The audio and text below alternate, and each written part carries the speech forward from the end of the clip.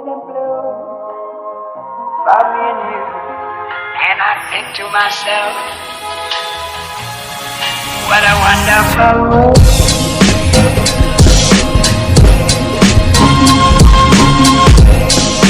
Fala aí, meus parceiros e parceiras de motor. Estamos começando mais um vídeo aqui no canal Ascensão KM. Vocês estão pilotando comigo nessa aventura que está sendo o nosso canal. Pra gente poder começar esse vídeo, deixa seu like, se inscreve e ativa o sininho para dar aquela ajuda. Agora bora pro vídeo que eu já enrolei demais falando. Hoje estou trazendo para vocês a história do carbono no mundo automotivo. Como nós podemos observar em alguns modelos de carros, o carbono é usado para acabamentos internos e externos. Externos como escapamento, capô, teto, e nos internos câmbio, bancos, entre outros locais. E é perceptível que o carbono realmente foi feito para aquele modelo de carro e dar aquele ar sofisticado a vários tipos de veículos. O primeiro uso do carbono foi em 1879, por Thomas Edison. Ele cozinhou fios de algodão, ou bambu, se eu não me engano, e ele carbonizou esses fios em um filamento todo de carbono. Usou eles em uma lâmpada incandescente que é aquecida por eletricidade. Isso dá início à nossa jornada do carbono no mundo automotivo. Em 1880, o Lewis Latimer ele desenvolveu um filamento mais resistente para a lâmpada. Depois do nosso mago engenheiro Lewis criar um filamento mais resistente, em 1958, Roger Bacon ele criou fibra de carbono de alta performance no Centro Técnico Union Carbide, agora conhecido como Graphtec International Holdings. Essas fibras elas foram fabricadas por aquecimento de cordões de rayon até carbonizar. Rayon é uma fibra de celulose regenerada feita de fontes naturais de celulose, como madeira e produtos agrícolas. O processo de carbonização ele provou ser ineficiente, pois as fibras resultantes elas continham apenas cerca de 20% de carbono e aí elas tinham resistência e rigidez baixa. Aí no início dos anos 60, um processo foi desenvolvido pelo Dr. Akio Shindo na Agência de Ciência e Tecnologia Industrial do Japão, usando PAM. Isso tinha feito com que a fibra de carbono contesse 55% de carbono. Em 1960, Richard Millington da High Thompson Fiberglass desenvolveu um processo para produzir uma fibra com elevado teor de carbono, 99%, e ele estava utilizando o rayon como precursor. Essas fibras de carbono elas tinham mais resistência, módulo de elasticidade e resistência à tração para serem utilizadas como reforço para compostos com propriedades de resistência ao peso elevadas e para aplicações resistentes a altas temperaturas. A elevada potência da fibra de carbono foi realizada em 1963 num processo desenvolvido por Watt, L.N. Phillips e Johnson no Royal Aircraft Establishment. O processo foi patenteado pelo Ministério da Defesa do Reino Unido, então licenciado pelo NRDC para 3 empresas britânicas: Rolls-Royce, Morganite e Courtaulds.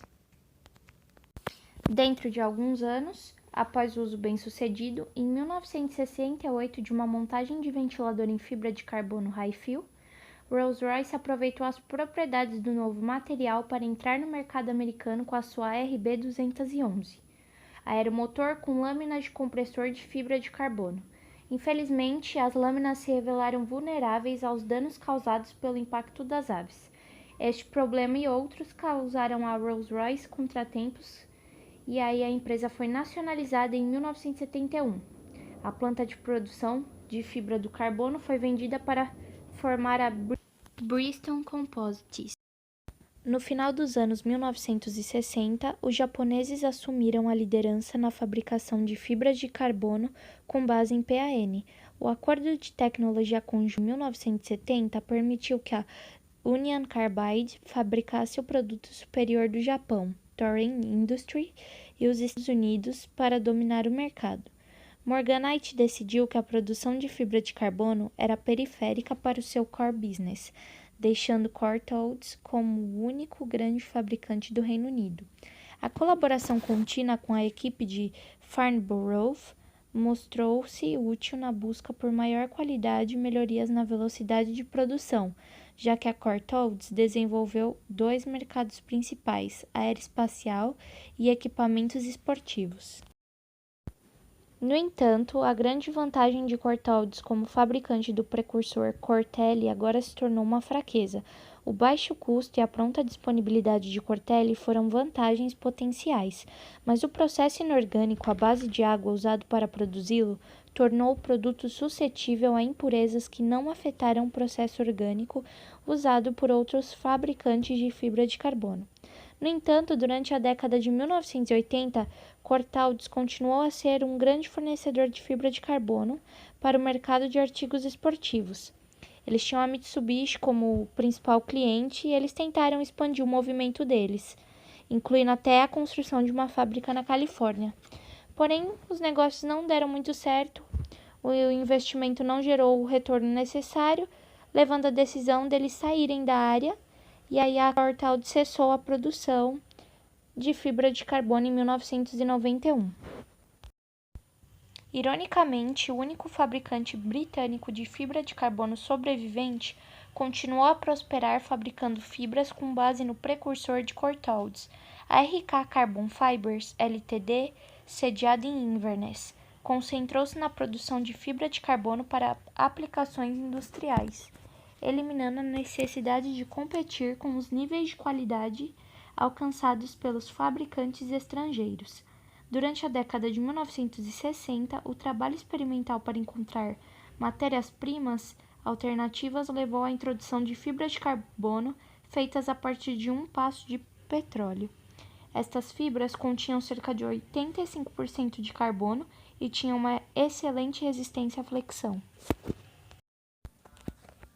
Além disso, durante este período, o governo japonês apoiou fortemente o desenvolvimento de fibra de carbono em casa e várias empresas japonesas como Toray, Nippon Carbon, Toho Rayon e Mitsubishi iniciaram seu próprio desenvolvimento e produção.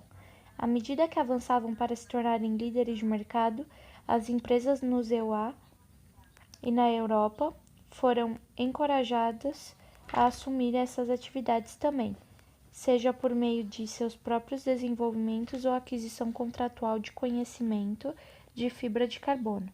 Essas empresas incluíam a Hercules, a BASF, Celanese USA e a Akzo, na Europa. Desde o final da década de 1970, outros tipos de fios de fibra de carbono entraram no mercado global, oferecendo maior resistência à tração e maior módulo de elasticidade. Em 2000, as aplicações industriais para peças de máquinas altamente sofisticadas na Europa média estavam se tornando mais importantes. Muito legal, né? Se você gostou desse vídeo, curta, compartilhe com seus amigos, porque acredito que, assim como você é amante de carros, eles também vão gostar de saber de onde surgiu o carbono e o quão impressionante ele é nos acabamentos de carros. Um beijo e até o próximo vídeo. Ascensão KM.